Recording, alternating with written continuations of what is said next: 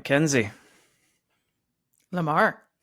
look at that. We nailed it. Wow. All of our Fucking Irish nailed it. fans are like, wow, they did one for me. You're welcome. Or they're really angry. We are covering the Boondock Saints today, a movie which 15, 16, 17, 18, 19-year-old Lamar fucking loved. Might have been 36-year-old Mackenzie loves. yeah, 40-year-old Lamar has some feelings, but I still really enjoy it. So we'll get that out of the way real quick. But sometimes when you watch these movies from 25 years ago, there's some stuff that does not age well. And I figure we would just knock that all out up front so we don't have to worry about peppering it in throughout.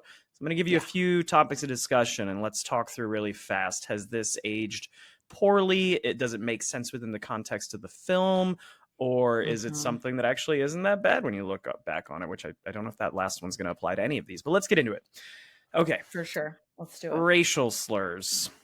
When you watch this movie, we're going right in hot with like, let's knock He's this like one 0 to 100 right now. Okay, we're in Boston, Irish culture, like not knocking anybody, but there's an Italian culture as well. There's some racial slurs in this. Do you think they make sense within the context of the movie, or is it something you watched and sort of cringed upon rewatch now? I mean, I definitely cringe hearing Yeah, it can be them, both. for sure. But I think they make sense in the context. They make sense at the time. Like this, also the communities that we're in would very likely use this language. It's funny. It happens multiple times where you can tell even the people are struggling with the slurs in real time at that time. So I think they handled them well in that way. I mean, I hate them all, but I think they make sense in the film. Yeah, for the most part, I feel like in this, it's the villains, the bad guys who are using them. And even Rocco, the one time he does, it's sort of he's like, under threat he's of violence. uncomfortable. Yeah. And there are a couple, I know the Irish brothers do use an Italian slur against Rocco at one point, and Rocco uses an Irish slur against them, and they're They're also in a fight at that time, Yes. and whatever. It's I agree. Okay, let's keep working our way through. That's one out of the way. One out of like. I mean, 5. we started at the top. I feel like it can only get better, right? Okay, we also have some homophobic slurs from different characters. How do you feel about this one? Like when you watch it, obviously we cringe, but does it make sense in the context? I don't like that it is used in multiple ways. Like it's in some things it does feel conversational. It feels like it's acceptable in this particular context to say it. I mean, probably culturally in the police force and at that time and the rampant homophobia, it was probably really accurate and prevalent. So in that sense, it makes sense. I think where you see it used later in a couple of times where it's somebody who is a homosexual using homophobic language, that's really challenging to see and hear. And you see that on the other side of that. But again, like, I feel like they deal with that in real time. Like there are other people reacting to his use of those words and having a problem with it. It is absolutely your prerogative. Straight people like myself, I don't get to have an opinion about this. Honestly, I can tell you how it makes me feel, but within the LGBTQ plus community, there are folks who I know folks who use those terms amongst their friends because they are quote unquote allowed to say them. I know other people who would hate it if they heard another person in that community use those terms. So I totally up to those folks how they feel about this. I felt it was interesting to have the homosexual character using them because it kind of does make you question of like, how am I supposed to react to this in 2025? But it's also, I don't love that it's played for jokes in both cases of, look, he said something offensive and other gay men are offended by the fact that he used this, and it kind of confuses you a little bit. So I don't love that it's used as a punchline throughout, but I do like the relationships that develop, and we'll get more into that when we get into the movie. Yeah, I was going to say, I think we're going to have a lot more commentary around that with that specific character, because I think it is meant to inform a lot about this guy and his own psychology. And while it is very uncomfortable to hear, it's a part of that character. I think it's intentionally a part of that character. Yes. Yeah. How do you feel about fuck ass? Because I feel like this was a day and age, the 90s especially, were just you look at what pop culture was at the time, and with Jerry Springer and with wrestling, like WWE being as over the top and just pushing boundaries of really like what's no longer acceptable socially. But I feel like the 90s were a time where we were throwing things at the wall. And you look at movies like There's Something About Mary, and movies that are making fun of mental challenges and things of that nature and physical defects. And that's I think this one, even though I still laugh at the character when I watch it, this one is something I do not feel you would make a movie these days and be like, we're going to have a character with Tourette's and it's going to be a punchline throughout the film. I don't know. What do you think? I had a very close family friend who was like an uncle to me who had Tourette's. And what I will say is that it's relatively accurate as far as the physicality, like the way that he portrays it feels pretty, in my experience, in the person that I was close with. But they didn't have the expletive aspect of it. It was the physicality. And the expletive piece I know people have that experience. I know people with Tourette's who do like that. That is a somewhat common experience. I think that's the part that's played for laughs that I don't love. Yeah. Because I don't think it's consistent across the experiences of people with Tourette's. And I think it's intentionally supposed to be a joke, right? Like there's other like stand-up comics who do things about that where they're like, why is it that people with Tourette's never say something like angels, butterflies, like something cute, right? And it's funny, quote unquote, that they say some curse word or something like that. That's the part that I don't like about it, that it's paid for laughs. I think it's totally fine. And I think it's almost a good thing to have visibility of characters with things like Tourette's and various other things. I think it's great to show it. I don't like that it's played for laughs. Yeah. Yeah, there's a line you have to walk when you're talking about, oh, we're going to have representation, we're going to address this within a film, but to make it a purely punchline thing is, not obviously okay. We talked about a little bit, for some reason I'm getting flashbacks of Muppet Treasure Island, which is a weird one to connect to Boondock Saints, but in that, there's the blind character at the beginning, and it's completely played for laughs of, look, this person can't see it, or this puppet can't see, look at how hilarious this is, and I have a blind sister, so obviously that's going to kind of touch a nerve for me, but it's like, I can still have a laugh at that because I feel like my sister would also laugh at that within the context of the film. But again, everyone is allowed to have their own opinions. Mackenzie and I are not telling you how to feel about this. Just I thought that would be an interesting way to open up the show. And give you a preview of what you're going to hear later. So, wait, are we going to use all those words? That's kind of fucking Mackenzie. No. We are not going there. We're not using the words. We're going to reference that they are said, but we're not going to use them, just to be clear. Well, that's a fucking relief. Okay.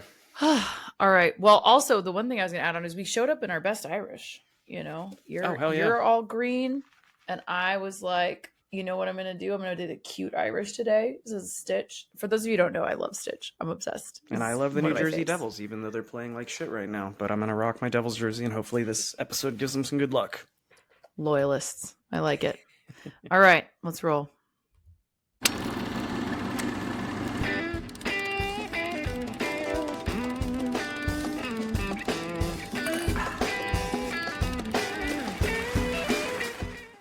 Welcome back to We Drink and We Watch Things. I'm Mackenzie. I'm Lamar. And we are continuing Action April with an exclamation point between the words. An exclamation point. You have to specify that every time.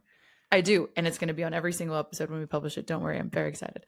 And we're continuing with one that we are super excited about, both of us, the Boondock Saints. Which I feel like some people would say you're doing a month of action. You're doing a movie from 1999 and you're not doing The Matrix, but we have mentioned this movie so many times in passing through the pod. I was honestly shocked to hear that you really enjoy. I don't know why I did not peg you as a Boondock Saints fan, but it's come up a couple times. So I think it makes sense to do this because we're going to do The Matrix at some point. There will be plenty of months that make sense for The Matrix. Boondock Saints, a little harder outside of March to find a month that makes sense for it, right? Yeah, and I think like Matrix is low-hanging fruit. I feel like this is one that we don't talk about. Well, not we, but like the collective people don't talk about enough, even though it's pretty much a word-of-mouth famous film. I think like I almost forget about it, and every time I watch it, I enjoy it so much. It's such a great one. So anyway, we'll get into my fangirling of this again. I think I said it in our last episode. I like action movies. Like I really enjoy action movies, and this is one of them for sure. But what are we drinking to get through this? We were very on theme this week. Oh, so on theme, and to the point that we did two different drinks. So, Mm-hmm. eagle-eyed viewers will notice that both the brothers in this have tattoos on their trigger fingers. Eagle-eyed. Yes, it's sort of an Easter egg, kind of hidden in there for you guys. But Veritas and Equitas. So I did Equitas on my end, which means justice. And what I did was, this is 2 ounces. It's kind of a spin on a Moscow Mule, but we're calling it an Irish Mule. But it's 2 ounces of Irish whiskey. And I actually have to thank Janelle's friend Kaylee, who I guess is my friend now too. Kaylee recommended this Irish whiskey called Shanky's Whip that I had never heard of before. And it is unique. It's a little lower ABV, which I know some people will scoff at. It's like 30% instead of 40, but they add some flavoring in it. I'm sorry. They add some flavoring into it of kind of like caramel and vanilla notes in the whiskey. So you can drink it straight, but I'm using that today. Highly recommend it for whiskey fans, just for something different on your shelf. So 2 ounces of that, 0.75 ounces of lime, and then topping it off with ginger beer. And obviously you got to have it in the copper mug, but this is Equitas. So what did you end up doing for Veritas, Mackenzie? What'd you mix up? Well, Veritas, if you didn't know, means truth. And I thought, what is the truth for the Irish? And that would be Guinness.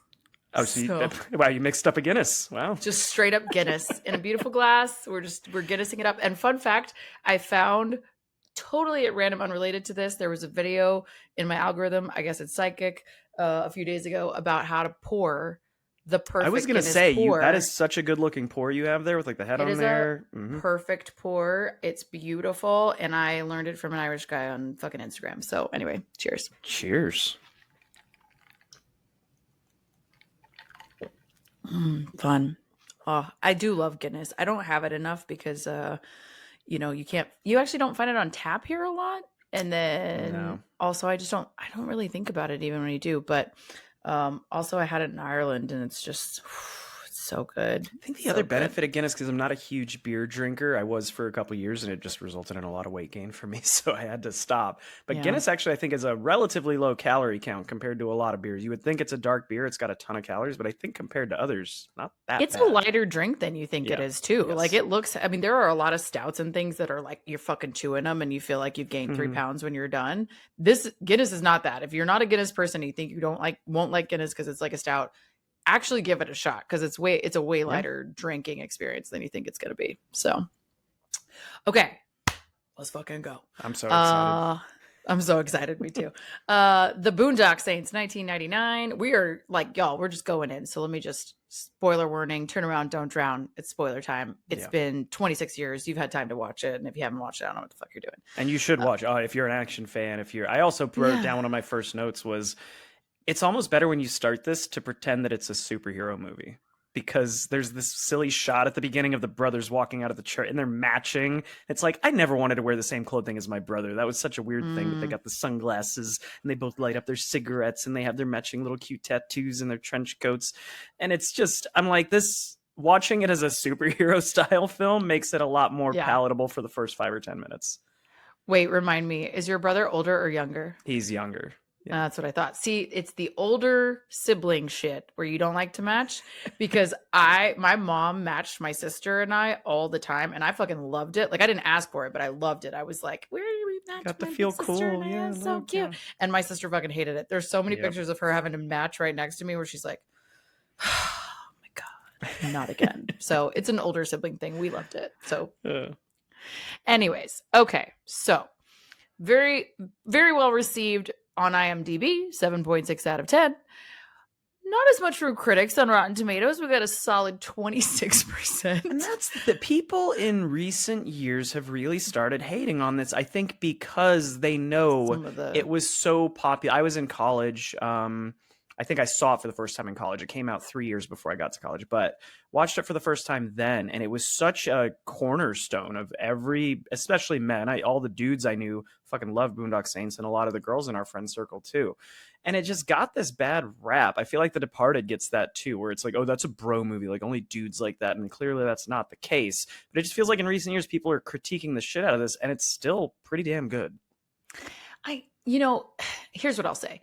I do think that there are things that are bro movies, and this is fucking one of them. Yeah. But it's still a fucking great time. There's a lot of us who love them. Like, I mean, is it going to pass, to your point, the Bechdel test, like we talked about the other day? No, but it's still, you can still watch an action flick that's a bro flick, and they are not all done well. Don't get me wrong, I do not like them all, but this is one that I think is very well done, and audiences agreed. 91% from audiences here. Yeah. So, I mean, I think that it's very well received by and large. But we'll get into some details of how it slowly became so popular. But the director, writer / band for this film is Mr. Troy Duffy, who this was, if you didn't know, his debut and only one of 3 films that he has done, one of which is the sequel to this.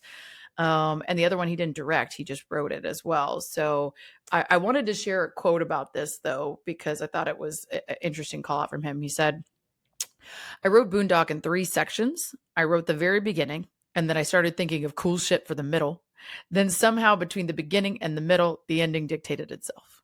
So, yeah, if that's not broy, like, I just wanted to make a fun action bro flick. I don't know what is, but I just thought that was hilarious. I thought of some cool shit. I just thought of some cool shit. Now, have you ever seen the documentary about him called Overnight? No, I did want to bring that up, though. Yeah. So, I mean, as I said, this is only one of 3. He didn't do a lot else. There's some production stuff potentially that contributed to that, but he is, the subject of a documentary, Overnight, to like go into all that. And I was very curious, but I did not get time to watch it before I wanted to, but I didn't. Have you seen it? I have. You can honestly, if you're interested in him as a person and seeing sort of how big of an arrogant douchebag he was and watching that for 90 minutes, it's worth watching it. You can get the same knowledge from just looking at the Wikipedia page that kind of summarizes how this guy undid all the good stuff that was in front of him. He, to his credit, he's 26 when he's writing this screenplay. He gets this inspiration. Apparently him and his brother lived in sort of like a drug house, and they just saw a lot of this stuff and had this thought of, somebody needs to clean this place up. Like, wouldn't it be cool if there were these guys that would just like kill all the drug Supposedly it was like a dealers dead body that got rolled out in front of them, and they were like, holy shit, like somebody needs to do something about this. Yeah, they saw a dead body, and they saw somebody just pick the pockets with zero remorse of just robbing a dead body and moving on, not reporting it to the cops, and just thought about that concept of cleaning up the scumbags, basically. So he's 26 writing this. I think a buddy of his took it and kind of passed it around Hollywood, and it got into the hands of the Weinsteins, canceled, piece of shit, terrible. Harvey Weinstein sucks. You can't see me, but I'm flipping him off. Yeah, just in the context of this story, he got it financed, and they were going to give him a ton of money. They agreed to let his band do the soundtrack. They agreed to let him direct for the first time. All this stuff, and pay him a writer fee and all the things, everything. And he just was such a prick to everyone involved. And he was this tough Boston Irish guy. He was threatening people. He was insulting actors. He called Keanu Reeves a hack when he was considered for this. He called Ethan Hawke a fucking punk. He is just turning everybody off around him. And almost everything that he had was lost because they pulled their funding from it. I think after he threatened Ewan McGregor at a bar. And then it did go to Cannes, like it showed there through one of his partners. But the timing of it... Well, it's important to note another production company did decide to finance it. Miramax pulled out. And another production company did decide to finance it for less than half the budget. So it was $6 million instead. And he was desperate at this point. So he did take it. And then it did show at Cannes. And it got very limited distribution after the fact with a small distributor, Franchise Features. So that's how we got there. It did show at Cannes and eventually got showed bought, at Cannes, but the problem that it had, in addition to being a first-time director and writer, and obviously not perfect subject matter, I don't think this would have won the Palme d'Or at Cannes anyway, but it should have gotten at least financed. The reason it didn't was because this was shortly after Columbine. And nobody wanted to pick up a movie, a major distributor, for something that had to do with guns and killing and whatnot when there was these terrible, school shootings. But so it got released. Do you know off the top of your head? I know it didn't make shit at the box office, right? Yeah. So budget was $6 million, like we said, and then what it made in theaters was $30,471. And the reason was $30,000. And that is because it only ran for 7 days, and it ran across 5 theaters. So they had very limited distribution, and he didn't have a great deal with them. He was just desperate for any deal. So it becomes a whole thing. It leads to a lawsuit later. Like he doesn't make any of the royalties back. This is a film that, as you, most of you listening to this heard of this from someone else. And it was a word of mouth, not even a cult classic, because it was pretty quick that people loved this film, similar to like, reminds me of The Crow in the way that The Yes. Crow built as well. And it's a similar energy, and it was around the same time. And so it leads to 50 million in domestic video sales.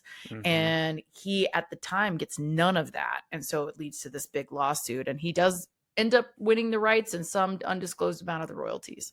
Yeah. I mean, the dude just seemed like a mess. And again, I will say he's 26. I kind of get how stupid you are at that age. And if you had all these opportunities, you might be a little careless, just given his upbringing and whatnot as well. But I did love the tagline of that documentary, Overnight. If you do decide to watch it, the tagline is, "There's more than one way to shoot yourself." And it kind of works on multiple levels, because he's, shooting this movie that he is actually makes it a small appearance in, but then it's just him shooting himself career-wise of doing all this stuff. Apparently, the folks who filmed the documentary, he was all about it. He had made Boondock Saints, experienced all this shit stuff, but wanted them, he was like enraptured to be the focal point of this documentary, and thought he looked good throughout it. And you watch it and you're just like, buddy, you are missing the mark with your outlook on life. So my favorite thing, in just a slight sidebar, is in documentaries where people think they're helping themselves and they're really making themselves look so bad. It's actually wildly common. The first one that comes to mind to me actually is that Curious Case of Natalia Grace that's on HBO. Her like stepdad in that looks like the biggest, utmost piece of shit you've ever met in your life. And he just thinks that he's like the star of the show, So it sounds like that he's similar. Sounds like he thinks that as well. Ugh, gross. Well, listen, one thing I will say, because we just shat on him for 5 minutes. He sounds like a fucking douchebag. But he wrote this script while bartending in LA on a rented computer, and ends up getting paid $500K for the script itself out of the gate. And it sucks, because he whether intentionally or unintentionally does so much with this film, and the meta references and the fun of it all and the energy of it. Like, you could see him becoming not quite a Guy Ritchie energy, but like a similar type of like these kinds of capers, these kinds of action films in Bruise, like I could see him making those types of films. And he really shot himself in the foot. So he has a very natural talent here. And I don't know if maybe he's just a victim of his own massholeness. I'm not sure. I love a masshole. Massholes and I get along great, but apparently he did it wrong. 110%, dude. Like, he could have been something. He does get compared. This movie gets compared to sort of Guy Ritchie stuff, and I guess Troy Duffy actually gets pissed every time that's brought up, because this came out before Lock, Stock, and Two Smoking Barrels, so he doesn't like that comparison. He's okay with being compared to Tarantino. He said Pulp Fiction did inspire him, but I just feel like for a first-time script, it's really fucking tight. As silly as some of the movie is, it's very tight. It's a great The script. references are incredible. There's actually a lot of, I have several notes throughout of just like the subtle references. And if you watch it once, you can't possibly catch them all, but you watch them over and over and you pick out something new every time. Like, he is I think unintentionally really great writer, because again, he was an aspiring musician at this time, and his band was called The Brood. They renamed after the film came out, because they did some of these songs for the film. They went to name themselves the Boondock Saints.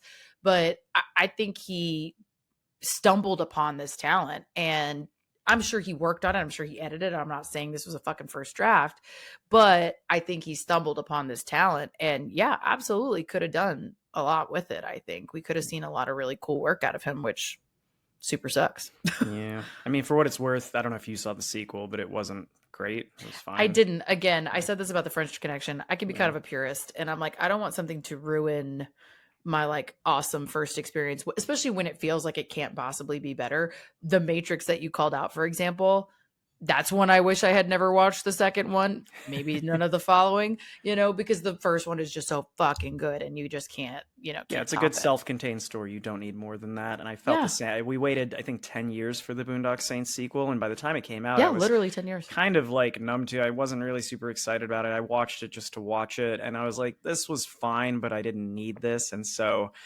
some people, it turns out, have one awesome idea, and you could say that about people in Hollywood. You could say it about musicians. It's like they put out one great piece of art, but it's been building throughout their lifetime to release this one great thing, and it turns out that was kind of all they had, and that's okay. But I'm wondering if that's what it is with how little he's done since. I mean, that's the story of many a one-hit wonder, right? Of like they got one in them, and it doesn't detract from that great piece of art that they made, Right. but it's a one-time thing. I also think it's notable that it was a 10-year gap here. He had been through a Yeah. lot of shit. He had to go through this lawsuit to get this stuff. Who knows again what he could have done if he had been actively working during this time, and he could have maybe done it better. You just will never know, but I think to your point, this is a great self-contained story and piece of art in its own right, and it's really good. So all right, homie, let's get into some cast and then go on to the fun stuff. I'm not gonna this is a pretty big cast, but we spend the majority of our time with a handful of people, so that's what I'm gonna focus on. Willem Dafoe, we've talked about him before, we will talk about him again. Fucking legend. Plays FBI agent Paul Smecker, which is just such like a funny last name. Recent stuff for him, in case since we haven't talked about him for a minute. Nosferatu just came out this last year that he was in. He did a really incredible job. He was good in that. He was not a vampire in that, but I randomly stumbled across a fun fact that Willem Dafoe is the only actor to ever be nominated for playing a vampire role. And I thought that maybe somebody in Interview with a Vampire would have gotten it. Nope. None of the vampires in Nosferatu got it. Only person ever to be nominated for an acting role is a vampire. That's funny because I thought either Brad Pitt or Tom Cruise, were nominated for Interview, but I guess not. Interesting. I think that Kirsten Dunst was, though, maybe. I don't know. Anyway, that's fascinating. Also, he did the Florida Project. I bring that up because we talked recently about Honora, which was done by Sean Baker, same guy. And then Poor Things, which we have done here on the pod, and as you know, we think is so fucking good. Exactly. So yeah, legend, leads us with the just fucking incredible turn in this role, which we'll get into. Sean Patrick Flannery, which, fun fact, if you check out pictures of him recently, looks wildly different. But even in the sequel, I remember that I went, his face looks different. I didn't want to make judgments, but it looked like Sean Patrick Flannery had spent that decade doing a little bit of binge drinking. That's all I'm going to say. I don't know what he was doing, but it was not healthy, perhaps. Yeah. Connor McManus is who he plays. But yeah, he plays, he has I wanted to call this out. He has the Veritas tattoo. So he's my guy in theory for this one. He's from Houston, if you didn't know, which is a fun fact for us Texans. Does he actually in real life have an Irish accent? Because I mean, his last name's Flannery, so I didn't want to assume. But is he actually Irish? I don't think well, I think he might be Irish, but I don't think he has an Irish accent. He does a good accent. Okay. Yeah, he does a good job. And I wanted to call out the one of his roles that I remember and loved, but I don't know if feels like it's kind of niche. Powder. Did you ever see Powder? That was in like the 90s, right? I did not see it. Well, he plays Powder, and it's a really interesting, I don't know, almost, well, not paranormal. I don't know. It's an interesting story about a young man who has albinoism, but like to an extreme degree, full body, and he's contained inside for most of his life, and he wants to get out for a number of reasons. It's not how albinoism works, just to be super clear, but it was a really interesting film, and he did a good job as I remember it. I haven't seen it in many, many, many years, but it's an interesting one. Did you ever see the movie Suicide Kings? That's the only other thing I think I've seen Sean Patrick Flannery in, and it's another one. In this one, you get Defoe. In that one, you get Christopher Walken, and it's another one where it was like popular in college, but I'm scared to watch it after 22 years. But it's basically this group of friends. There's a pretty good cast, and I think Johnny Galecki from Big Bang Theory and a few other things is in it. But they basically, Christopher Walken, I think he's like a rich businessman, or maybe he's like a drug lord. He's got money, and they kidnap him and hold him for ransom, this random group of friends. And it's just them in a room with Christopher Walken and him being like, "You're all gonna fucking die because you kidnapped, me and blah blah blah." It's actually But did you pretty like it? entertaining. Oh, I okay. liked it when I was in college. I'm curious to give it a rewatch, but like I said, a little bit hesitant. A little bit worried. Maybe Yeah. I'll watch it because I've never seen it, and I'll let you know if Let it me know holds up. how it holds up. Because I'm curious. Yeah. So he does do a great Irish accent, though. I will agree with you. I haven't seen him in a lot of other stuff, but he does a good job here. Norman Reedus does not have a great Irish accent, but he also does a good job here on the whole. But his accent is not the reason. He I plays have the to brother do Murphy. like I wanted to. My other idea for the cold open was to have you deliver your worst acted line in this film, and for me, it's him going like, "What kind of flowers you want at your funeral? Because it's the last time I'm going to see ya." It's very bad. It's very bad. That is not the one that like stood out to me, but Yeah. it is a good one. It's really his final speech to me that like their big moment, which we'll get to. Yeah. Like the accent in that is so bad. And it hasn't been great the whole time, but he's like yelling and you can tell he super loses it. But anyway, he does a good job. He's kind of the little brother though, so it's not that big a deal. Whatever. Murphy McManus. And if you And had he asked is me, like, after even when watching this when I was, 18 years old, I assumed Sean Patrick Flannery was going to be a huge star. And I wrote off for Norman sure. Reedus because I think after that, all I saw him in was Blade 2. And then fucking Walking Dead hit. And he is a superstar now. I was about to say, you probably all know him from Walking Dead. That's the thing that he's most well known for. And maybe, I don't know, embarrassing fact, I have never seen The Walking Dead.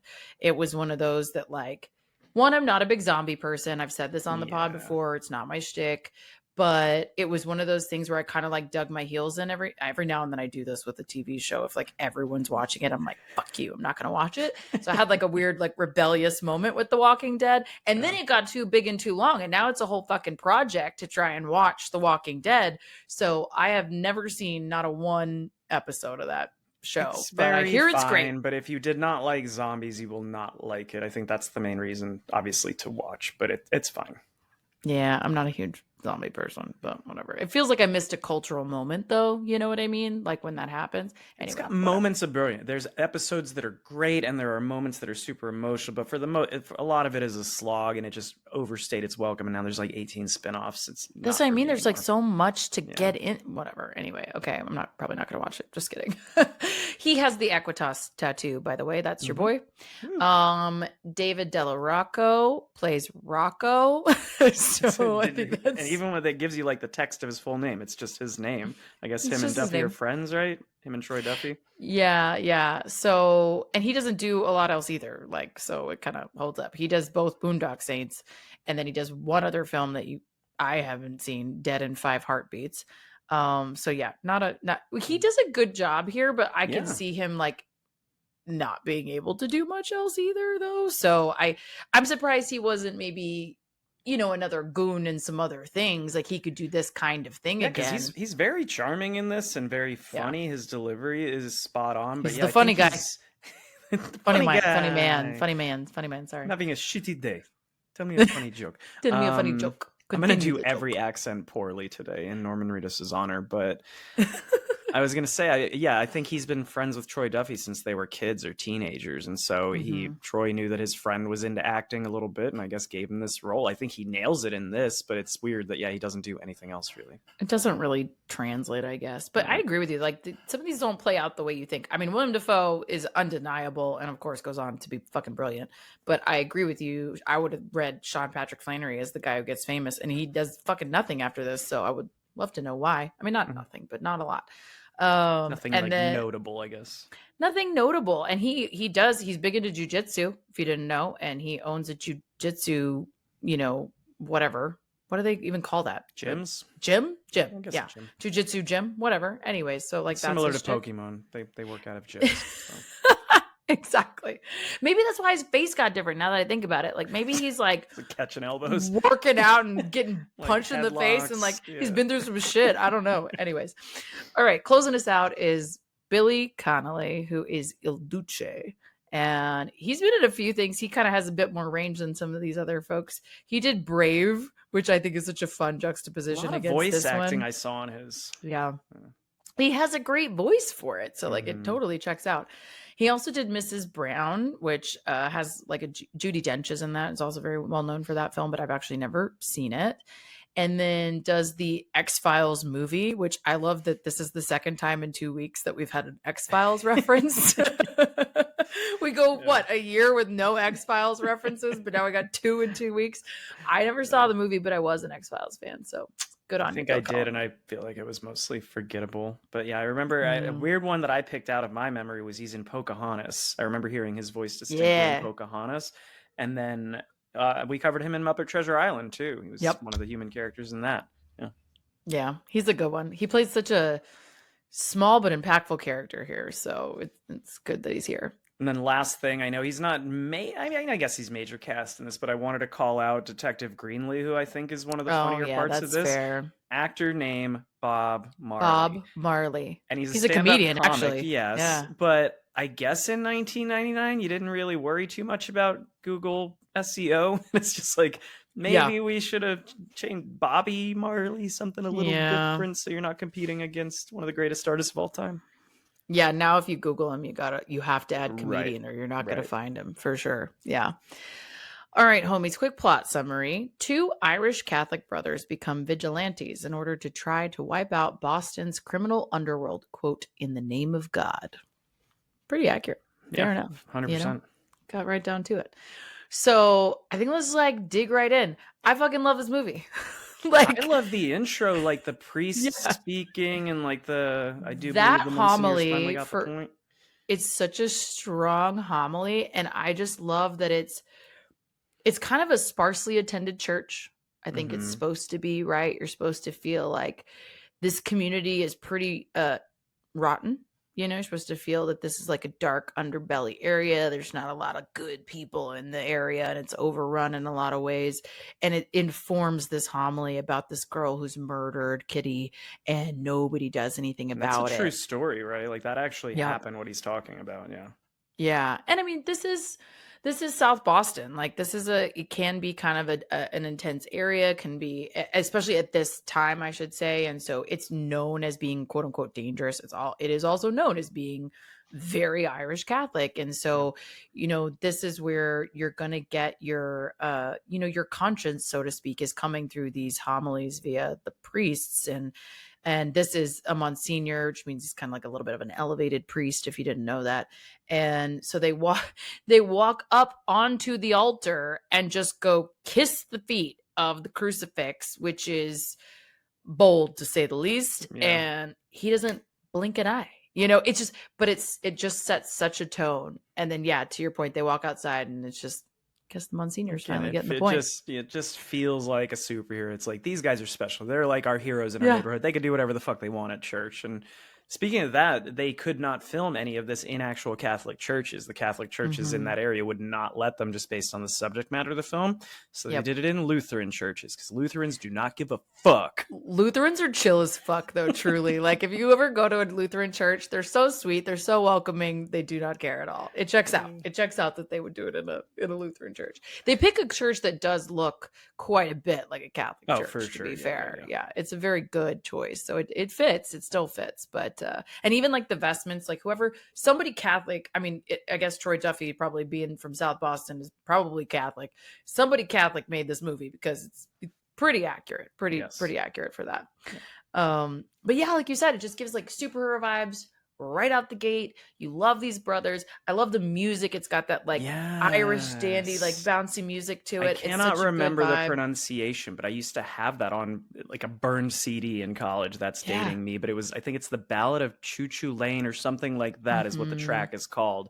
And it just, when that starts playing at the beginning, I get like a little bit of a chill. I'm so excited that this movie is starting, and they have that whole sequence where they're working at like the meat packing plant or whatever. How did you feel? That's another thing we didn't talk about in the intro, but the whole striking a woman thing there, how does that play for you in 2025? Okay, well, that's a trap. This Irish jig is setting this tone. It's showing them, fucking around in this meat packing plant, and they're clearly beloved. Like, everyone loves them. They're part of the family, and they're just having fun, and like they're shooting the shit. I think that is a common theme, like all the way up until they kind of take on this mantle that they do later of they're just beloved in their community, and they're genuinely good guys, and they're just trying to have like a good time and live overall pretty simple life. um and I don't think they do anything to her to get this chip on her fucking shoulder. That's the thing that I will say, is like she's at a fucking 1,000 out of Mm-hmm. nowhere, and they even try to bring her down. They're like, we're just fucking around, we're having a good time. And then she wants to pick a fight, and Right. she is a big strong woman, and you can tell she can physically pick a fight if she wants, and she does. And yeah, I would not necessarily excuse hitting anybody. Let me be clear, not just a woman, but like hitting Yes. anybody. I wouldn't necessarily excuse it. But I do think it's like almost a natural reaction. Somebody just hit the shit out of you, and you just like, I don't know, I feel Right. like you just react, you know? Yes, and especially if it's somebody you care about, like your brother. I will say, I'm going to say Right. this a couple times today, is there's a deleted or extended scene in this where they did film the entirety of them giving her the tour, and like the uncomfortable, like the little conflicts that she's bringing up, and they're just disagreeing on little Mhm. things. So you get that she's already a little annoyed. There's a one significant thing that is cut where during the midst of this argument, the rule of thumb, all that stuff, she has already struck him once. I think she slaps him and they kind of let it slide. And that's Mm, why there's a mhm. shot where it shows Norman Reedus like reacting, and you're like, why is he already angry? He kind of like rubs his mouth because his brother just got slapped, but you don't see that. So then when she kicks him in the nuts, that's when he's like, okay, now you're getting punched in the face. Again, not defending it, but it makes a little more sense now There's in more that of a scene. build as to like, hey, Yes. we already let it slide once, and like now somebody Right. just needs to smack you back. Yeah. I mean, listen, sometimes people, sometimes they've earned it. You know what I mean? But yeah, it's hard to let slide. But it, again, it kind of sets the tone for this whole energy. And then you see them go into the bar, and they're just like in their neighborhood bar with their friends, and you can tell it's just a vibrant community, and they're the regulars, and they have a relationship with the bartender and Mm-hmm. Rocco, who's Italian, which again, at this point and at this time, like, is very easy to have this rivalry between Italian guys and Irish guys in South Boston. And they love him anyway. Like, they all just love each other anyway. So I think it's a very intentional setting of the stage here. Yeah. And I love the whole vibe of just like the Irish pub and the hanging out of it Yeah. all, and the music and the community St. and all Patty's that. Day. Everybody's Yeah. Irish today, and they're just good Everybody's Irish and vibes. having a Like, good time. and little shout out here: the Boondock Saints are also in the bar. So the band that you mentioned at the beginning, Mhm, including Troy Duffy and mhm. his brother, are some of the extras in that bar scene. I will say, when the Italian or the Russian mobsters come in, that's one of the weaker performances in the film. It does feel a little like goofy at that point, but again, watch it as a superhero film. You probably have a great time. And we Yeah. get that sort of conflict right off the bat, and then we sort of time jump. But did you have anything else to add on like that barroom scene and where we go from there? I love the Star Trek reference. The, like, This here's McCoy. the Chekhov moment, he's like, I was like, these are the kind of nuggets that I'm talking about in this movie, Yeah. that I'm like, there's this little gem for me. My little nerdy self is like, this is so good. And Yeah, we so find us a anyway, Spock. We got us an away team. That's a great yeah, line. Yeah. it's such a good line. And I love, like, Chekhov is so charming and great in Star Trek, and like this guy could not be further from that. So it's Right. also just fun in that way as well. But yeah, it's definitely it's a comical bar conflict, and Mm-hmm. they are like the most absurd versions of Russians that they could be. And it just checks out, and it's kind of fun. Yeah. And you cut to, they've had this, I just love that structure that continues throughout, of you see the Mm-hmm. results Yep. of the conflict, and then you see the cops trying to figure it out. And you don't immediately see Willem Dafoe in the first one, but it continues to be that Willem Dafoe is translating these scenes throughout the film, of like, this is what happened, and he's reading the scenes so well, and it gets more and more escalated as he does Yeah, it. like I said, tight fucking script in Yeah. how he. I don't know if he wrote that into the script or like how much of it was at like post where he's like, oh, this would maybe. I feel like it was probably in the script, but how he gets more and more into intertwined with what they're doing, where it's no longer a cutaway to show, and by the end, he's sort of like observing the thing as it happens. So it's just him and being a great Yeah. detective and reading the room and reading the situation each time throughout.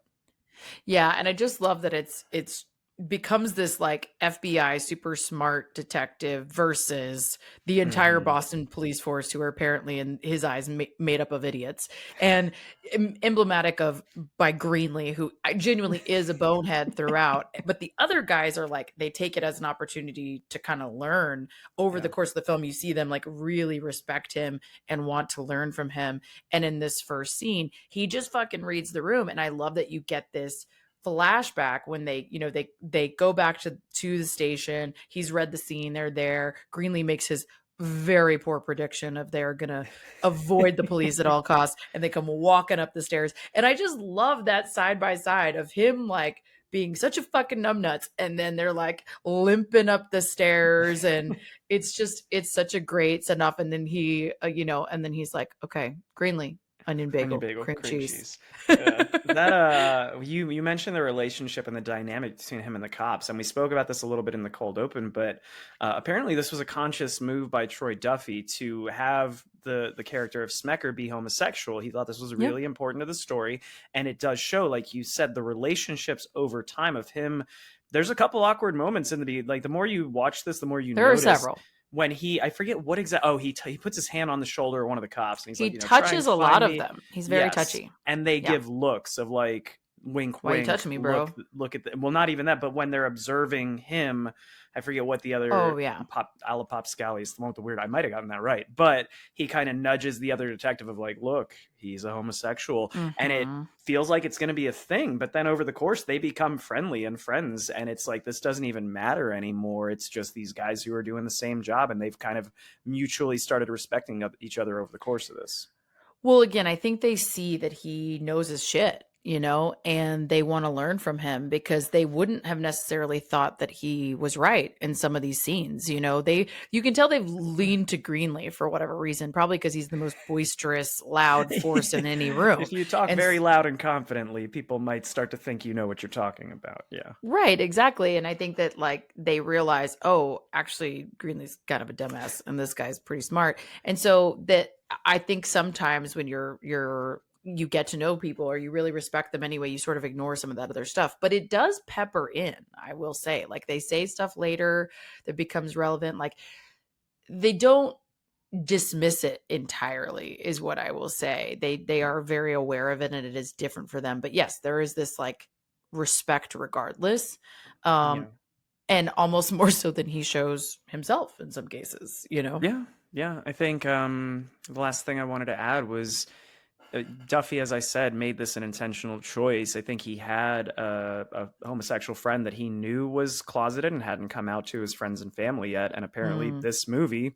And so now, again, we know what we've said about Troy Duffy, take it with a grain of salt. But he said that after this movie came out, that friend felt comfortable enough in the city of Boston to come out to his friends and family. So, Well, imagine, because you get this character who is, again, undeniably capable, smart, and in many ways masculine, mhm. but is gay, and they depict it in such a way that it doesn't negate anything else that he does, right? Like he's a whole ass person, because by the way, gay people are, I don't know, Mhm. breaking news.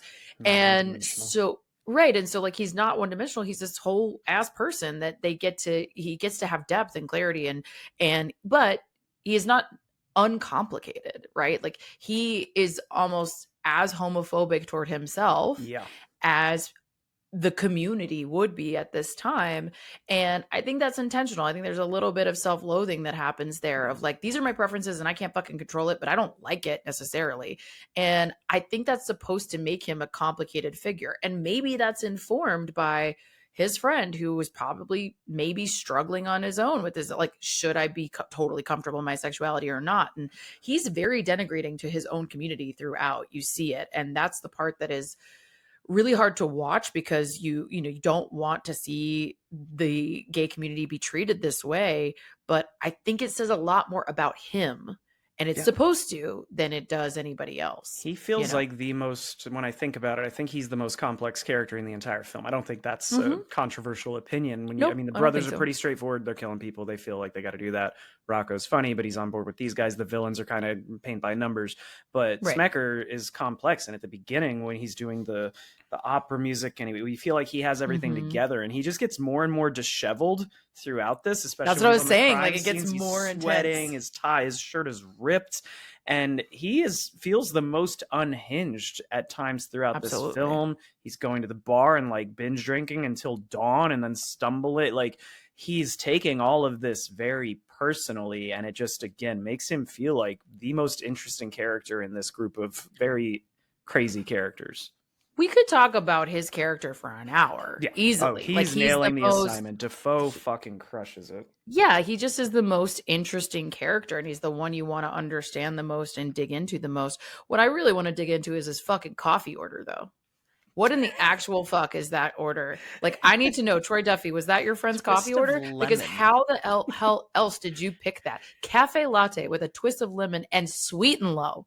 And I was like, nope, absolutely not. Absolutely not. I thought I liked Smecker, and then you reminded me of the Sweet and Low, and I just cannot do fake sugar. I'm sorry, guys. Give me the drugs. Give me all the endorphins in my head. I can't respect it. If you're going to do it, just fucking do it. You know what I mean? Like, but yes, anyway, he's great other than his coffee order. Can I do, not a super hard pivot, but something that I wanted to ask you about was, do you feel...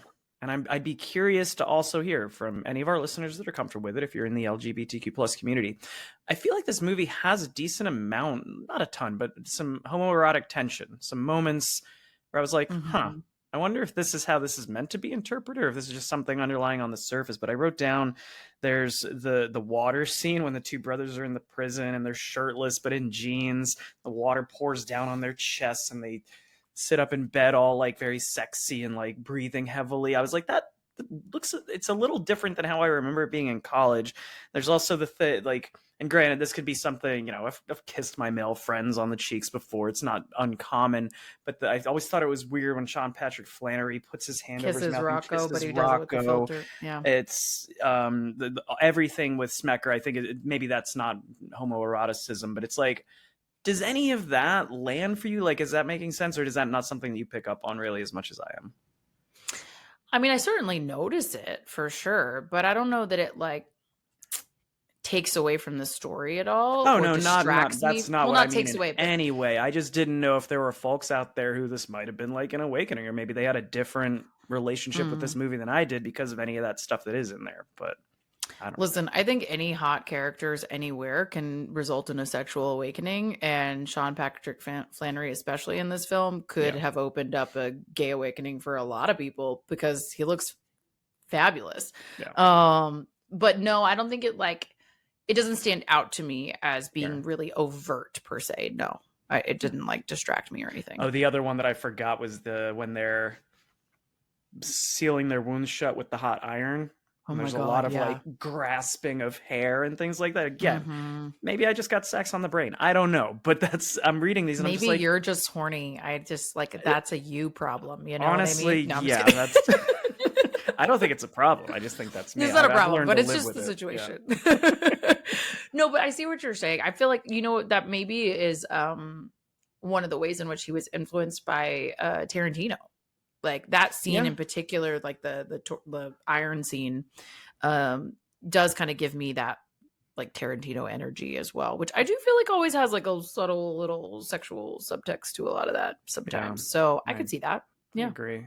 What are your thoughts on? I don't want to skip around too much because I felt like we were going narrative structure wise, but like that Discman that probably didn't have skip protection while he's going around the whole see, I'm sorry, I have been waiting to talk about that and you just like cued me. I was like, does it have shock protection? I said it out loud to Skylar while we were watching this. I was like, but does it have shock protection? He's walking all over this crime scene. I bet it's skipping the song anyway. I remember it being a big deal when they added the technology to Discmans where you could have them sideways and they wouldn't skip, because you had to have it upright, otherwise you were fucked. So yeah, I had the cheap ones for the longest time. We were real broke, but I would steal my mom sometimes that had the skip protection, and I would always get in so much trouble. Anyway, Well, so that's sort of the aftermath of what we end up seeing with this action sequence with like the toilet being thrown off the roof. We don't have to dig into everyone, but like of what are your overall takeaways on sort of the different action sequences in this, whether it is that toilet scene, him jumping off the roof onto the guys down below. There's that one.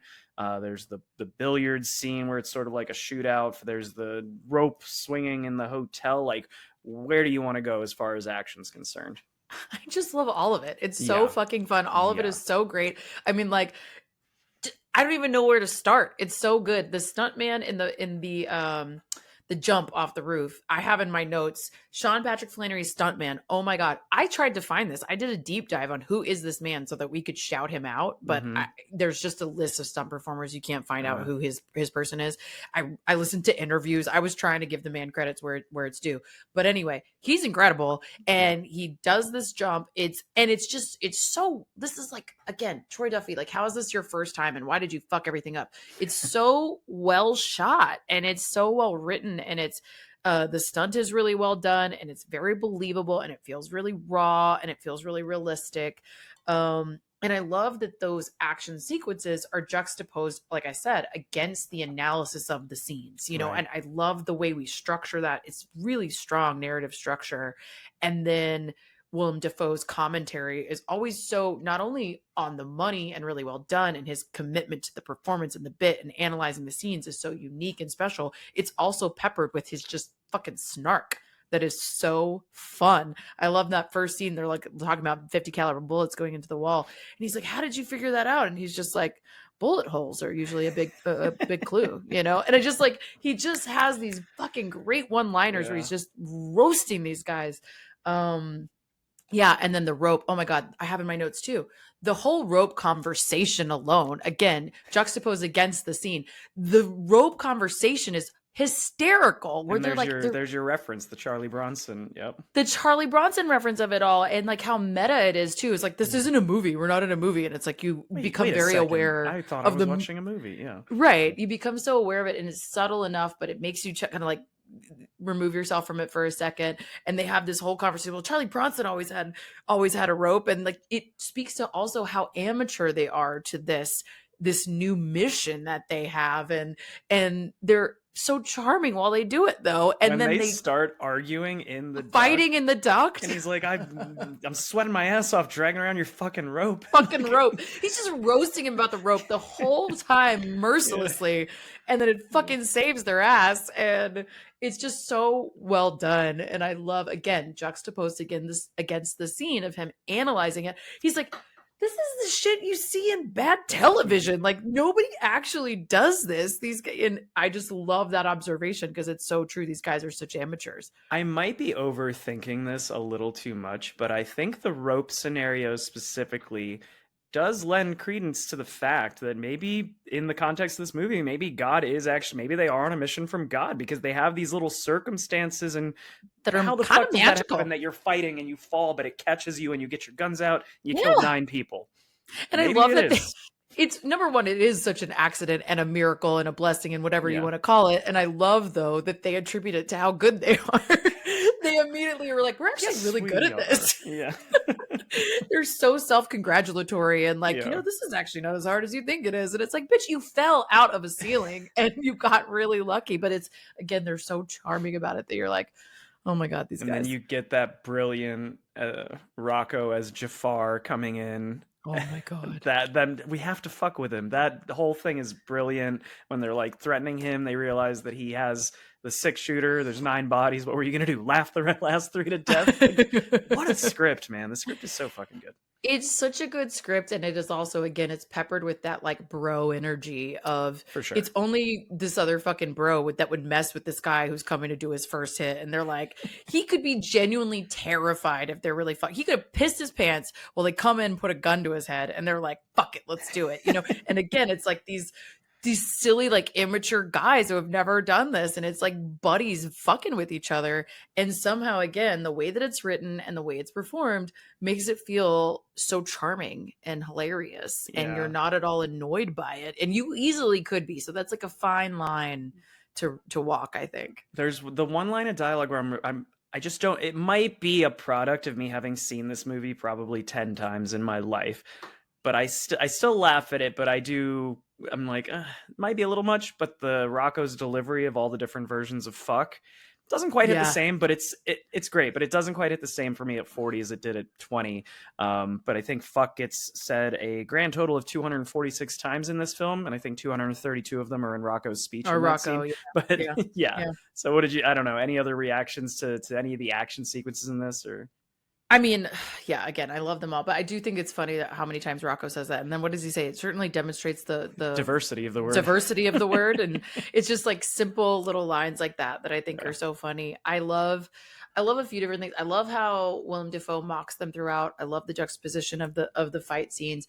I love how he mocks Greenlee with the like, he's a huge fucking guy. Like he just leans into all the accents and the culture and the Mm-hmm. and they do it too. I love how when they come in, they have that awesome interrogation scene, which isn't really an action Yeah. scene, but I love the interrogation scene because again, they don't expect them to be there and they just walk right in and turn themselves in, and so they're already kind of gaining a modicum of respect right there. But then they speak Irish and they speak Russian and they speak French, Italian, German, Spanish, and immediately you see this dynamic of this really established, almost maybe embittered FBI guy all of a sudden fangirl over these two Yeah, I love guys. how his face Like lights up in that his scene. face He's just like, lights "Oh, up. that's beautiful." His He's so impressed. smile, Yeah. yes, like his smile it's a megawatt smile. He's like just grinning, and he's like, "What are you guys doing working in a meat packing plant?" He's so blown away by them. Which why would you not be? I get it. They're fucking impressive at this point. But everybody there is so charmed by them. Yeah. And I love when he's like, well, we'll have to ask your mother, but it's okay with me if your friends sleep over. It's one of the best fucking He's lines. such like just the charisma that Defoe oozes in this, and he's such a catty bitch at times, but then he's just like you. We keep using the word charming. I think that's such a great term for this film Yeah. overall. Give me He's two so seconds, he's Jennifer. so he's so interesting in the way he delivers every line because it again, I think it speaks to all the facets of his character. He's charming, he's silly, he reads gay, he reads masculine, he's mocking people, he's flirty with people, he's drunk, he's what like he just plays fucking everything in this movie, and it's so engaging to watch. Yeah, 110% agree. On the flip side of that, you know what we haven't mentioned yet that might be the part of this that's aged the worst is Mr. Ron Jeremy as the role of Vincenzo.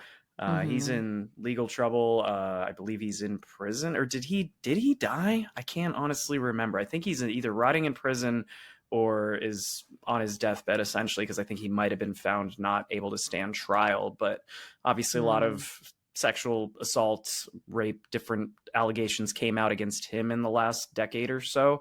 He Mhm. was in porn, which I'm not judging that industry at all, but he was from like the He's 70s, still and alive for the it was record, okay. but Yeah, so yeah. he's not in prison, unfortunately, or dead, but a bunch of fucked up shit came out about him, and seeing him in this, I think in 1999 it was novel that they got a porn star and were like putting him in this acting role. I was like, oh, that's kind of, and Mhm. he's playing a scumbag for the record, so it kind of made sense.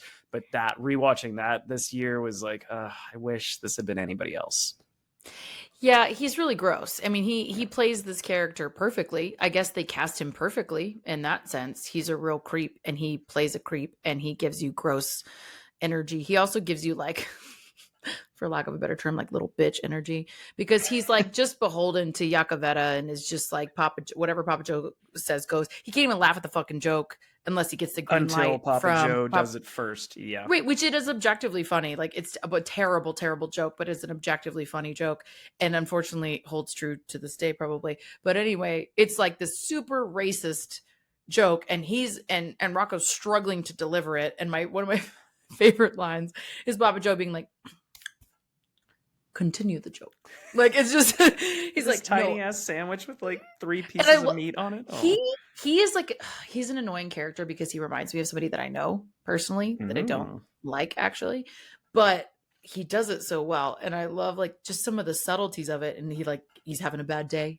He's depressed. He says he's depressed. He opens the sandwich and it's got one layer of meat. And he's just like this face that he makes that's so subtle. And like while he's telling the joke, he does a really good job in that And scene. good for him on being so pro mental health in 19. He was ahead of the Right? curve He of like, calls I'm out depressed right depression. Yeah. He's like, you know what I need? I need a pick me up. So I'll give him that. He's ahead of the now. game, but he's a mobster, so it's not great. Yeah, But I think it makes sense that we're not going to spend a ton of time on Papa Joe. I think he's a suitable villain. I think it makes sense within this. It's kind of like that he's generic, a caricature villain. yes, Yeah. he's that very first generic Batman villain in every Batman origin story of it's just a mobster, never gets caught because he has a ton of money, pays off the right people, and he gets his in the end of this. So, but he's fine. He fills his role fine. I wanted to throw another stat your way because I want to segue into something delicate. We have 33 dead bodies in this and one unfortunate dead feline animal. So that cat scene, how does that hit for you in this day and age? Listen, we can't kill animals in movies. I can't watch it. I can't do it. It's so hard. Like as I have, they think mentioned on the pod, I'm deathly allergic to cats. They are still sweet, beautiful animals, and I do not want one of them to die. There is like a whole quote about Troy Duffy being like, "This is the one self-indulgent part of the film for me," because he had apparently a bad breakup with a woman with 4 cats, and this was like his revenge a little bit. So he's like, this is the one thing that maybe doesn't quite fit the rest of the film. And I think that actually shows. Like, it's not particularly cohesive. It doesn't really make a lot of sense. And Rocco kind of goes off the deep end about it and is really denigrating to this woman when he talks to her. I hate that scene. I hate the way that he talks to that woman. I hate that he did this thing. And it doesn't quite fit. Yeah, we talked about that. I forget who I was following. I think right after we finished watching in a group of us. And I was just like, that scene had like all the ick that I didn't want. Because for the most part, Rocco's not an angel throughout the film. He's mostly likable, though. Yeah. And in this moment, he's letting all that frustration of what a shitty relationship he's in, which is also buddy part on you. But with that speech where he's yelling at them, it has everything you don't want, which is like body shaming, slut shaming, like, screaming and threatening women, calling them horrible names. It's I mean, it just fucking has the whole bingo card. It's terrible. Yeah. Now, I will say, for as fucked up as the scene is, it looks awesome. Whatever special effect, for as little budget as they had, that explosion and like the spatter is, from a special effects standpoint, really well done.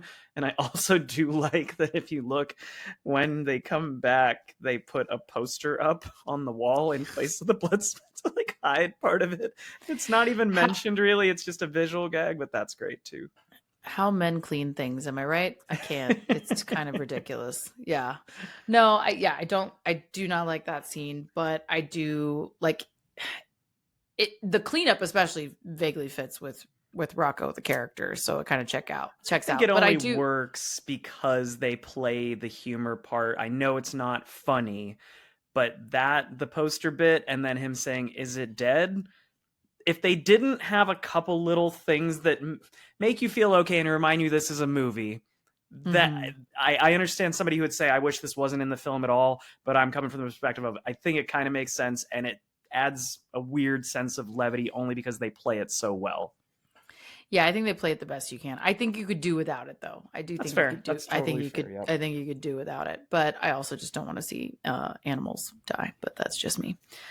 But one thing I wanted to talk about too is, I mean, I know I keep fangirling over him because of course I did, but Willem Dafoe's character, he just plays so many things, but I love that he's also always the smartest person in the room, and it yields just some of these incredible lines where, like, one of the scenes he's basically explaining to a Greek guy. You said his name earlier, and I think you actually got it accidentally right. Yeah. But he's the stupid idiot who's like, what's the symbology of that? And he's like... He's trying to sound smarter than he is. Right. And he's like, I believe you meant symbolism, and now the Greenleaf's relinquished his crown of top moron. Let me explain. And it's just like, it flows so naturally, and he explains the basically Greek mythology of it all to him, of paying, the boatman at the River Sharon to go across and bring souls across, and why this is all happening. And he says his name, like, and he doesn't even get it. He doesn't get that Yeah. he's telling you your own mythology of your culture. And he's like, "You're the first person to get that right." And he's like, "I'm an expert in namology." And like, it just, Namiology. Nemeology. And he just has so many, funny lines like that. But I do think one of the things we have to talk about, like you said earlier, is his progression across these crime scenes. Every Mm-hmm. time he's analyzing a new one, you see him, to your point, like start to sweat more, lean in more. He's starting to kind of fall apart a little bit. And I think like this is the case that's breaking him, not because he doesn't know that it's fundamentally wrong, like that killing people is bad, but because he's like, but is it good bad? Is it the good kind of bad? And it feels like it's It's breaking his brain, and it culminates in this, scene in the church, like we see, It's absolutely a product of him having this sort of moral quandary. And I do want to talk Mm-hmm. about that part Mm-hmm. at the church where he's working through that shit with the priest. But I think the other part of it that I don't know that I always picked up on, but because what you talked about before of how charming these brothers are and this conversation they have at the police station, he as a detective is sort of dismissed that that's why he's chasing these people. When I Yeah. used to watch when I was young, I was like, how does he not know it's these two guys that have been killing mobsters? And he says it even at some point of just like, unless I absolutely missed something. And Mm-hmm. it makes so much sense that he doesn't think these two, he's like, they acted in self-defense, these things aren't It connected. wouldn't be them. Yeah. But it makes total sense that he feels lost in this because he's like, who the fuck are they, who the fuck are they? And they were right there in front of his eyes. So he's breaking in multiple ways. Yeah. I think he's realizing that he may have had a soft spot that Yeah. didn't let him see something that he should have seen. And I think he's disappointed himself as an investigator. And then he's also, again, to your point, facing that moral quandary.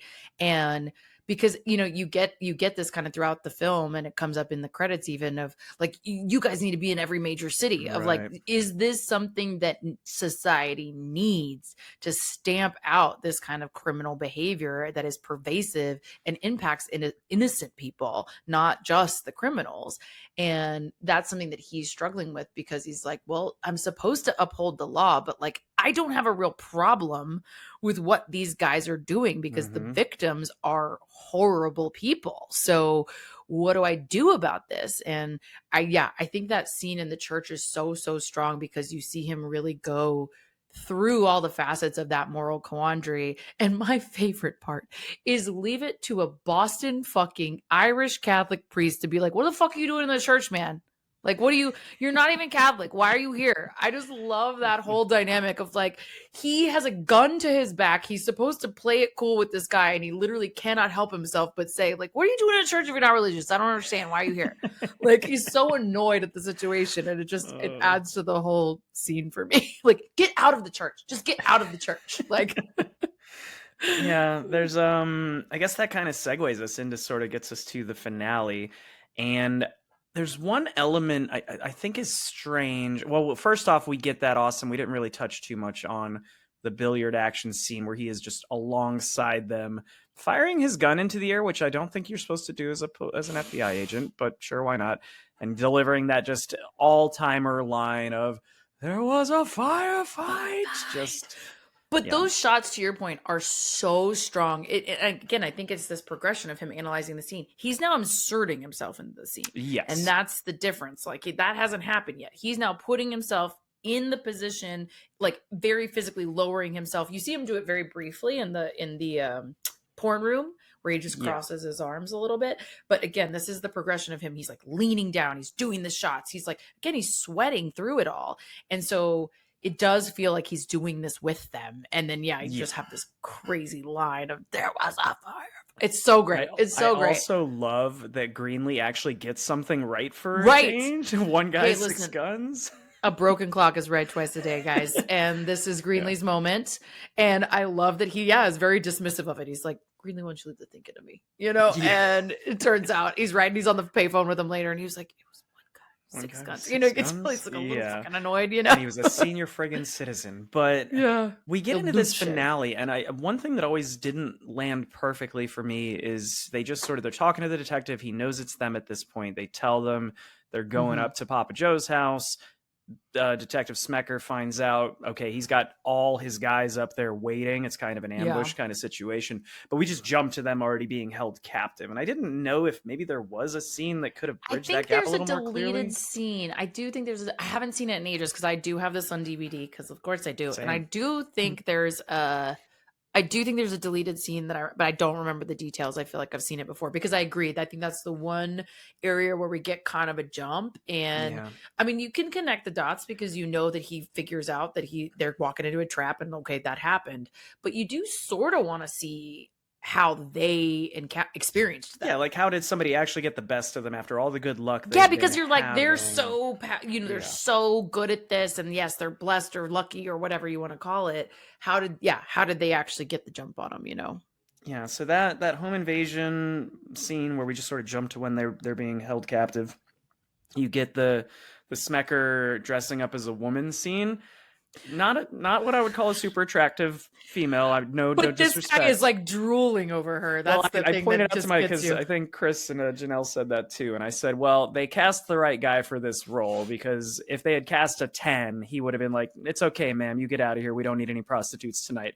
But because he's like a 4, it makes total sense that he'd go, she's so hot, I have to have her. You know? You know, I don't know. I think I agree with you, like generally speaking, but I wonder if you're like working all the time in this like bad mafia situation, you gotta like take your chances where you get them, and you're just like, let's fucking go. I don't know if it's just that he's like ready to go because he needs to get some, but yeah, he's really gross.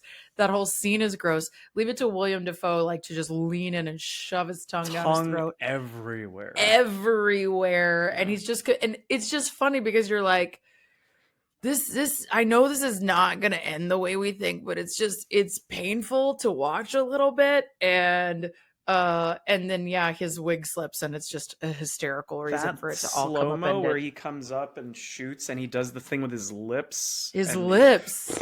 that like kind of Yeah. raspberry type thing is so it feels out of place in the movie, but it works, I think and it's him also like good. on the other side of this. You know what I mean? I think it's like we haven't seen him be the trigger man. Yeah.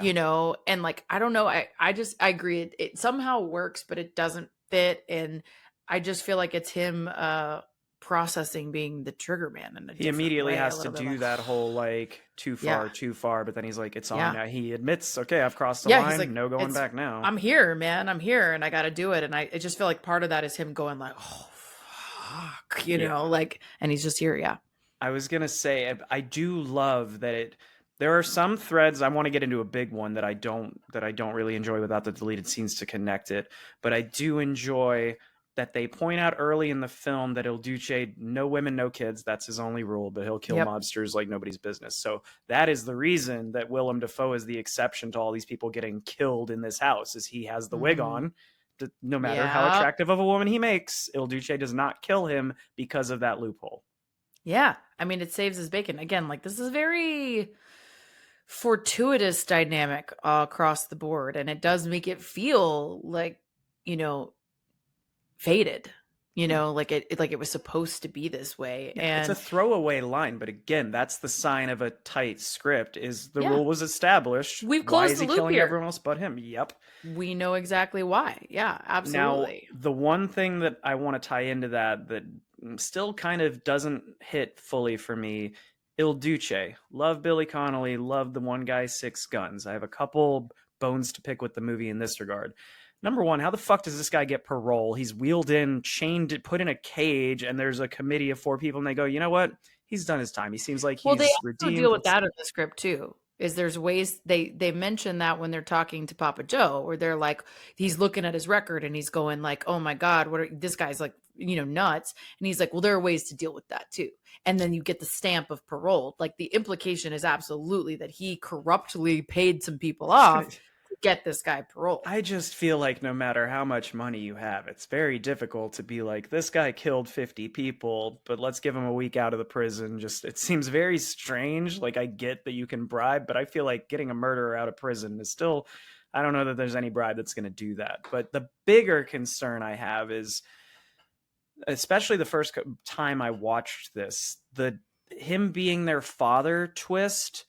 I I I love think it so much. I needed more from that. And I know there were. I remember on the DVD there were deleted scenes where their mother is actually a character, and they have a phone conversation. They talk about their dad has been missing, blah blah blah, or like they never met their father, all this stuff. So that I think would have helped a little more. But I just remember being like, wait, what the fuck? What, this guy? Oh, they're related. And they talk about the prayer, and that's sort of the only breadcrumb you get prior to that point.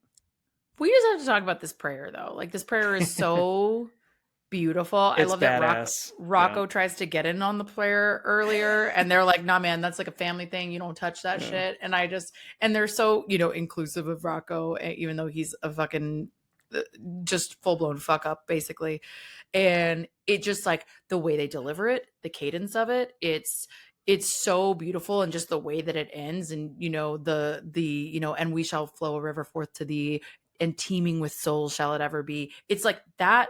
Oh, I'm such an English nerd too, where like I'm like the cadence of this and the delivery of this is so Yeah. poetic and beautiful, and ending it with an In nomine Patria Filii Spiritus Sancti. Like it's so poetic and beautiful, and it's touched on, juxtaposed with actual murder, like just terrible, Yeah. horrible action sequences, and it somehow just complements it so well in such a violent Oh, motion absolutely. every violent time that it's I used. think it makes sense with all the descriptors you're giving of how beautiful and poetic it is, that we know that Troy and his brother are songwriters. So it makes sense that they Mm-hmm. wrote this original Mm-hmm. for the film, and it turned out really, not just like the rhyme, like the lyrics to it Yeah. itself are great, but just the messaging in it of everything you just described. Of this is some heavy shit, and that's what Rocco says. Like that's some cold-blooded shit. It's right up there next to Ezekiel 25:19, right? Like I feel like this one's only a rung or two down from that, from Pulp Yeah. Fiction. So I want to tie that to when we get to the courtroom scene and they deliver it for the final time. And I think that courtroom scene is brilliant. It's so good. It's so well done. I see why they did it, but my only gripe with this scene is that they take off the masks. And I know that Yeah. they're announcing themselves to the world, don't get me wrong. But the reality is that if they want to actually be active and go carry out this mission, they need to be kind of anonymous so that they don't get caught. And so, I understand where it's supposed to be this announcement of like this fucking warning of like, clean up your shit or we're coming for you. And so it really lands, and it's beautifully done, and the way they even handle the hostages is gentle, but it's warning. And but it mixes up with me of like they would find them in 3 minutes flat, you know what I mean, Well, because I they've guess the taken thought their is we see that they have done enough of all the positive things we've said about the brothers throughout the movie, and how charming and likable and how they're doing the right things. They've won over the police department. At this point, everyone in the Boston police is like helping them commit this crime, this atrocity. But they I feel just like love it's how for they the like right throw the reasons. guns over the metal No detector big too. deal. They're just like, we don't give a shit, we're coming in, Yeah, that's the a whole little thing. loophole, guys. If you ever need to get through a metal detector, just throw your gun over just top throw it of over. it. No big deal.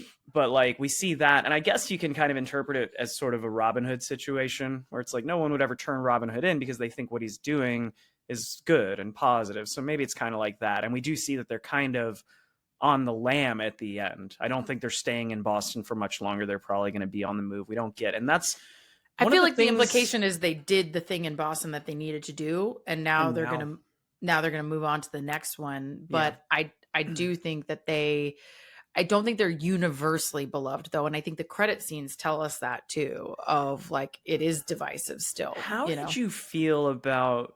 I feel like the courtroom scene is such a high. It is like such a climax, and it is just the most badass moment in the film. I love that line of "We'll send you to whatever God you wish." That is again fucking Mm-hmm. cold. But after that, we get the single sort of two lines of dialogue in the hotel where he's like, how far are we going to take this? We get that little, and then it fades out. And then we cut to the news broadcast, and that carries us to the closing credits, right? Like the credits start rolling throughout these interviews, and it's just, we get it. These are complex characters. Not everyone agrees with the morality. Yeah. I'll also say some of the worst actors in the film are in those news interviews, which kind of makes me roll my eyes in like the last 5 minutes, which isn't great. But I feel like the ending fizzles a little bit for me after how awesome the courtroom scene is to get those two things tacked on. Like, what's your take on that? Yes and no. I mean, I think I see what you're saying, but I also think it is such a high. It is totally this we've had a bunch of climaxes here is what I would say. Mm-hmm. We've had a lot of climaxes and it's kind of hard to come down from that. And where are you taking the story? What is the end game? You're not going to show them get arrested. You're not going to show them killed. Like that's not the point of this story. Right. So where do you take them other than imply that they are then free to keep going? And I think that's what that hotel scene is trying to do. Like, are we committing to the bit, Dad? Yep, we are. Cool, we're going to do it. And you're not supposed to see the next step explicitly, or at least that's the way that I read it. But I kind of get this implication. It almost reminds me of like vigilante, like comic book kind of things of you do have these people who are gonna be reacting almost like Spider-Man. You brought up Spider-Man earlier. It's like a Spider-Man thing too of there's news reactions to this superhero, these superheroes or these vigilantes or think Batman or whatever. There's always these strong reactions to what they are out there doing. And I think that's the implication here of like they're going to go off and keep doing these things and it's going to continue to be this divisive situation for people who encounter it. Yeah, first off, I have to give myself credit because it took everything in me not to make a joke when you said we've had lots of climaxes. I was like, I am proud of you because I thought that too. I was like, I'm an adult. He's about to make it. So I'm going to continue into my next into my next line of logic. I do like. There's one thing that I don't know why it didn't occur to me to now, but it always also seemed a little strange to me that in that scene, is it Connor? Yeah, Connor. He delivers that line of how far are we going to take this, Dad, with really hesitation and kind of like fear and a little bit of, I don't want to call it regret, but it's just like we did some fucked up stuff and like how far do we need? I do like that adds another level to the characters, I think. I agree. Of they're not just superhero vigilantes that are like we're going to kill it. They are carrying a debt of the atrocities that they're committing within their conscience, and it is something that's going to continue to weigh on them. And I think that's why Il Duce's line, their father, makes so much more sense of just like how far. It's not about how far, it's are you able to keep doing this thinking that you're doing the right thing, knowing that you're taking lives. Yeah, and I think it's interesting because we talked about earlier, it can be this self-contained story because it is so well done, but it does open up a can of worms of, do I want more to this story? And I think you do want to some degree to know a little bit more about their dad. And I think the reason that there is this fear in Connor's voice is he was locked up because he's incredibly dangerous. Like we know that. We got to see that. Even if they don't yet know that, we got to see that. And I think he's questioning like what is this person's motives, because our motives, as we see earlier in the film, is what we think is literally the Holy Spirit coming down and telling them you have to do this. They're waking up with this mission. They are doing it almost against their will, but they are trusting that gut. They don't entirely know what his motivation is. And I think so as a result, they're a little bit scared of him. But I think maybe also part of the implication is that he maybe woke up with the same mission, right? This is a family prayer. That's what we assume, business. right? Yeah, right, he created that prayer, so right. Well, maybe the dad didn't, but like they said, the father's father, all that. The family did. And is this in their, is this their history? Is this their legacy? But because of this disconnect between them and their dad and their mom and what have you, I don't know that they're connecting those dots yet, is what I'm saying. And I think that's an interesting way to end it, of like, where could this go? But I also think it's okay to not get the answer to that. Yeah. I mean, you talking about like maybe it's just in their blood, and this is something every generation of them helps again, ties back to my superhero theory. So if we get the McManus brothers in the next Avengers, don't be surprised. You heard it here first. Yeah, obviously that's the next phase of this story for sure. Not shooting Thanos in the back of the head.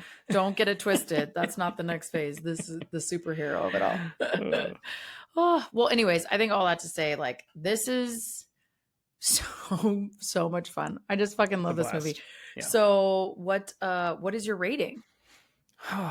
I'm going to be fully transparent and say this is one where I am not going to be objective at all. I think this movie's a blast, and there's definitely things that are not perfect about it. And I think you said IMDb rating was what, like a 7.4 or something like that. So I mean, it's well regarded, and I'm going to go a little higher than that just because of personal preference. If I really enjoy this, and even after, how 25 years of watching it every 4 to 5 years, I still really enjoy it, and there's not a ton I would change. So I'm gonna go 8.5. I feel like most of my action choices, or like what most of the action movies we cover this month, are probably gonna fall in like the 7 to 8 range, but this one's just so awesome for me, so I'm gonna go 8.5. Yeah, I'm gonna go 9. Like, I just have a good fucking time watching this movie. Like, that was my gut check. I put it in there earlier and I was like watching it, but I said out loud to nobody and also to Skylar, I fucking love this movie. Like 3 different times while I was watching the movie, and I was just like, I just fucking love this movie, and I just can't help it. Like, there are some teeny tiny holes, but I think they're teeny tiny, and the script is so tight, and the production is so strong, and the performances are so strong, and Willem Dafoe is a fucking legend, and I just have the best time watching this movie. And I think that even the problematic things that we talked about are very situational. And even now, even though it's hard to hear them and it's like very uncomfortable, like they make sense in the context in which they are presented for the most part. And so I can write those things off and kind of move on and still have a really good time. So dude, we've said before I think sometimes when I rate films, it's just, hey, does this accomplish what it sets out to do goal wise? And for a movie like this, we know what it's trying to do. It just wants to be a romp. It wants to be fun. It wants to make you laugh. And I think it succeeds at all of those things. Like I said, 100%. I would add something to the father's storyline just to bridge that gap. I might have another scene where they get captured, and some of that's probably on deleted scenes in the DVD anyway. But 8.5, like it's so fucking good. It does everything it tries to do. So good. If you haven't seen it in a minute, give it a rewatch. You're gonna have a good time for sure. All right, homies. Well, thank you for joining us on this one. This was a great time. As you can tell, we really thoroughly enjoyed it. Come back next week for another fun entry that we are actually going to do with our friends over at Prime Cut. You have heard them before. Remember them? You've heard them before. They're such a great time. We're going to have them back, or they're going to have us back. I don't really know how some kind of crossover episode. Some kind of crossover something, but we're going to talk about Atomic Blonde, which I haven't seen in a hot minute. Oh, you haven't seen it? I haven't seen it, period. Yeah. I have it. I don't know if it's streaming or whatever, but I have it if you need it. But anyway, it's a good time. It's interesting. Aren't the directors like the same people who did John Wick or some other big action franchise? I think it's the same producers, maybe. Okay. Yeah, it's a similar vibe. But again, I haven't seen it. I do own it, but I haven't seen it in a really long time. So it's kind of a fun revisit for me. But I think they suggested it to us, and we were like, ooh, this will fit right in. Yeah. So super excited to have them back. But in the meantime, follow us on our socials, Instagram, TikTok. You can watch video from this on YouTube. You can also watch video on Spotify. And then always feel free to reach out. We drink and we watch things pod@gmail.com. So any feedback you have, any suggestions, anything we messed up, or any more information you want to give us, maybe we need to do a mailbag episode at some point soon. So anything you guys want to know, we'll see. To be fair, they haven't been mean to us in a while, so it's probably not a very interesting mailbag. But but yeah, I mean, feel free, get your hits in now, and we'll do a read back of them later. But for now, go have a drink and watch a thing. Cheers. Cheers.